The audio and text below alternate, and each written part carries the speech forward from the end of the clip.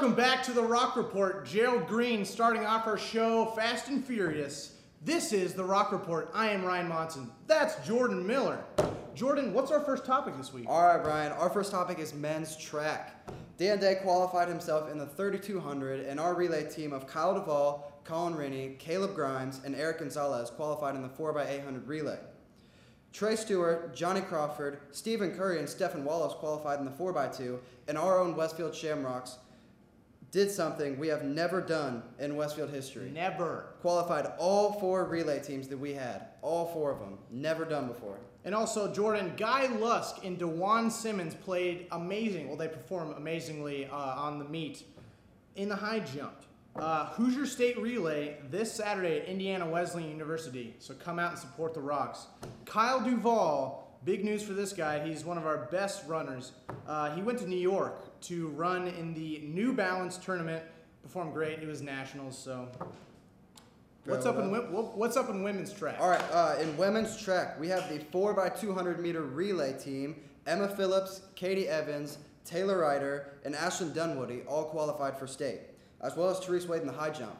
Now, I sat down with our own Katie Evans from the women's track team to have a little interview. Let's check it out.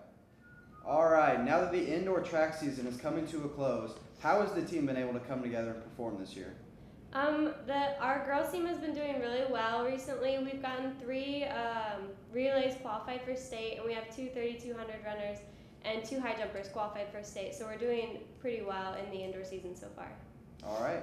And how have you been able to individually perform knowing that it's your last year here? I'm doing really well actually this season. I've had 2 first places in high jump, and I've already reached my PR, which is 5.2. So I'm doing really well this season, and I'm also in the 4x2 relay that qualified for state. So I'm going to be in state in 2 events. So I'm having a good season so far. Well, great job. Congratulations. With the outdoor season coming up, how is the team shaping up and looking to go? What are our expectations?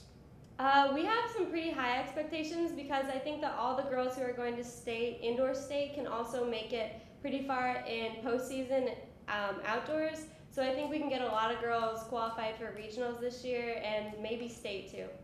Well, good. Sounds great. After a long season, I know it's got to get tiring. Do you ever see a flight of stairs and just think, if I throw myself down these, do I not have to practice today? Yeah, I think about that a lot. I think like almost every day, maybe I can go to Dean Dave's office and fake an injury today, but then I'm like, no, I should go to practice so I can get better. So I do. What does the future hold for Westfield track after this year's class leaves?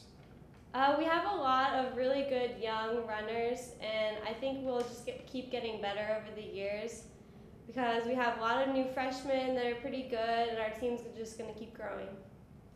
All right, Katie Evans, you are now off the hot seat. Thank you. All right, great interview on the hot seat with Katie Evans. Now we're on to men's lacrosse starting up. They went 15-1 against Evansville Memorial. First game out of the season. Great performance by the Rocks. Tonight, Thursday, we will play Heritage Christian at Heritage Christian after the JV game at 6 o'clock. This Saturday, first home game, pretty sure, Carmel at home at 3. So come out to both of those games, guys. Good games. All right, folks, we are now on to March Madness. Our own teams of IU, Purdue, and Notre Dame made it into the tournament. IU, they're in the South Division. They're number 4 seed. They're taking on the number 13 seed, New Mexico State. They play the winner of the 5 Wichita State seed and the 12 VCU game. Road for IU is going to be tough. If they can manage to win those 2 games, they'll probably have to take on Kentucky, the number 1 overall seed. Beat them earlier in the season, but it's a neutral site, so we'll have to see what happens there. Purdue. Purdue's the number 10 seed in the Midwest Division across the bracket from IU. They won't see each other unless they both make it to the final game. Purdue will play the number 7 team, St. Mary's. Very tough test, even if they survive. They'll probably face the number 2 seed, Kansas. If they win that game, that's going to be another tough matchup with Tony Robinson, one of the top players in the country. North Carolina, the number 1 seed, is a possible team that they could play even if they make it past Kansas. They got Harrison Barnes, Creighton maybe, Doug McDermott, 30-plus points in the conference title game. Definitely a silent sleeper team. All right, what about Notre Dame, Ryan? All right, well, Notre Dame, they're also in the South Division along with IU. They're the number 7 seed. They'll play number 10 Xavier. Xavier's coming off a loss in their A10 conference game against St. Bonaventure. So it'll be interesting to see if Xavier's very hungry in this game. Assuming the Irish survive Xavier, we're going to have them probably play the Duke Blue Devils, number 2 seed. They're huge on talent. They got game. Stephen Curry's brother, and they have Doc Rivers' son, Austin Rivers. Holy cow. And then after that, they could see any teams like UNLV. They could see Baylor. Even Baylor is a huge sleeper team, even though the number 3 seed, kind of unheard of. So watch out for them. Maybe even IU. Maybe even IU.